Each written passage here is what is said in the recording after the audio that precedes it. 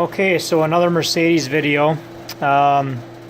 Doing a belt tensioner on this 2007 Mercedes E350. Same car I did that wheel bearing on. And I put the tensioner on and it would not rotate all of the way to be able to make the belt tight. And checked all the parts catalogs, thought I had the wrong part. But what happened is that this tensioner has a locking pin on it that comes with it. This little guy right here. And it is fit underneath the tensioner down here. I don't know if I can turn my light on here and make this do something, but tensioner's down here. Nice shiny new one there. And the pin is underneath it, kind of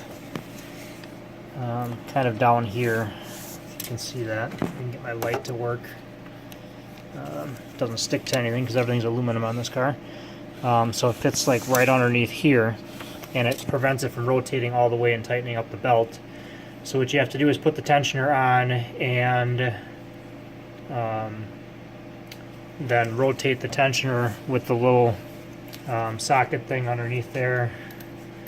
I know I'm using a lot of technical terms here, but you put your socket wrench on. I use a long-handled ratchet. There's like a little nut-shaped piece on the tensioner, and you press down like this, and that's how it moves it. And so you just put some pressure on there, reach down with your hand, pull out the pin, and then it works. So I just thought I'd post this video because it's just another Mercedes thing that I ran into that I didn't have a lot of answers for right away. So there you have it. Thank you.